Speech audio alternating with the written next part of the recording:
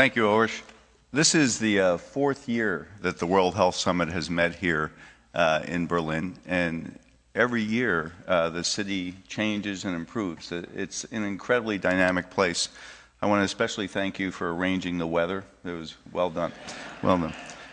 You know, the World Health Summit began as a partnership of that sprang from the M8 Alliance. And the M8 grew because of the commitment of Germany and France to do something to address disparities and to harness the power of academic health centers to improve health around the world. And that's our vision. And from those two countries, it spread to many countries. The previous president was from Australia. I'm from the U.S. Next year's president is from Singapore. And concomitant with that expansion throughout the world, the World Health Summit every year has grown, in large part thanks to the Secretariat and their efforts. But we enjoy the hospitality and the patronage of the University of Charité, and for everyone connected with the M8 and the World Health Summit, I want to thank you, Ulrich, and Dean Annetta as well. So my job is to introduce our first speaker, Ambassador Philip Murphy. And Ambassador has been a patron of this activity, I think, since our first World Health Summit. We met him at an embassy reception. He has served as a U.S. ambassador to the Federal Republic of Germany since August 2009. He's originally from Boston, Massachusetts, which is in the northeast part of the U.S., and he received an undergraduate degree in economics from Harvard University and a master's of business administration from the University of Pennsylvania's Wharton School. He worked at Goldman Sachs for 23 years and held a variety of positions around the world in places as diverse as Frankfurt, New York, and Hong Kong, and then became senior director of the firm.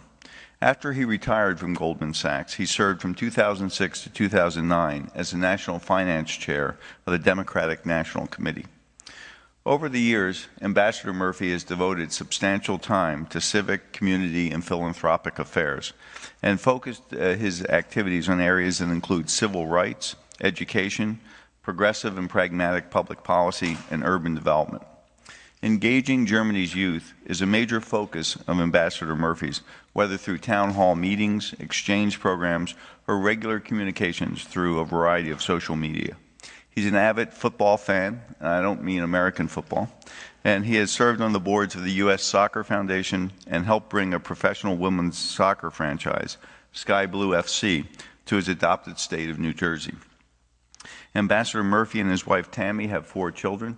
As you can imagine, his schedule is incredibly busy and crowded, and we're especially appreciative that you took time to be with us today. Ambassador Murphy.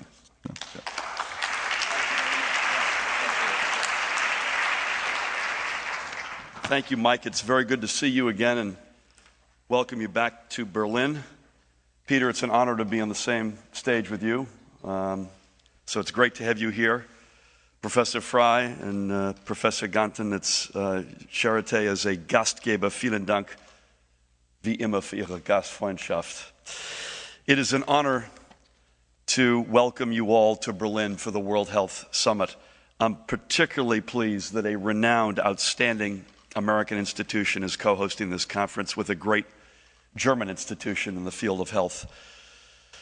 Dr. Frey, Dr. Klag, on behalf of all of the participants, I'd like to thank you and your colleagues for all that you have done in support of this important summit on global sustainable health issues. Dr. Frey, on a more personal note, I'd like to thank you and everybody at the Charité Hospital for your support of our embassy community, and also our extended State Department family on assignment in countries throughout Europe on complicated and serious, often complicated and serious medical health issues. When you're talking about family and people, you know and you work with good health and health emergencies and the importance of medical care are things that everybody can understand, so thank you. But as you know, as you all know better than I, health is not just a community or family affair. Healthcare also concerns state and federal governments, great hospitals like the Charité, universities and research institutions, the private sector, and the civic organizations that play such a major and important role in our societies. Health is a shared responsibility, not only in the national, but also in the international scheme of things. Each and every nation needs to invest in health, but by the same token, it is a shared global responsibility. It is one of the surest steps to build the safer, more secure world that we all want. That is the reasoning behind the U.S. government's Global Health Initiative. Established in 2009, it increases and builds upon existing health programs so that we can save lives at home. It also, however, helps countries develop their capacities to improve the health of their own citizens. A major emphasis of the Global Health Initiative is on country ownership. It is a shift from global health assistance to global health investment, using U.S. funding as a catalyst to spark self-sustaining progress. Few investments are more consistent with the values that Americans hold most dear and the values that we share with all people everywhere. And it's more than a humanitarian concern. In many ways, the strategic investment of resources in global health can have a more immediate and more lasting impact on people, communities, and countries than almost anything else we do. We have seen the devastating impact of AIDS, and with also how people who would otherwise take the lead in driving progress for their families and nations are instead dragged down by disease, deprivation, and lost opportunity. By strengthening fragile or failing states and by promoting social and economic progress, we support the rise of capable partners who can help us solve regional problems that can so quickly go global. But it's also important that we invest in health around the world that are for reasons that are a little bit closer to home. Last week, in a completely unrelated event, I attended an anniversary party in Hamburg. The U.S. government's Federal Aviation Authority and Lufthansa's technical services celebrated their 50th anniversary of close cooperation in servicing the fleets of aircrafts that fly the skies every day. I learned that in 2010, close to 27 million scheduled airline flights took off and landed somewhere in the globe. That number, by the way, is not going down.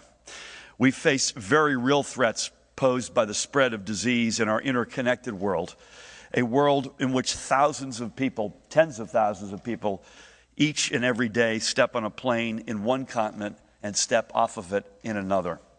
We need a comprehensive, effective global system for tracking health data, monitoring threats, and coordinating our responses.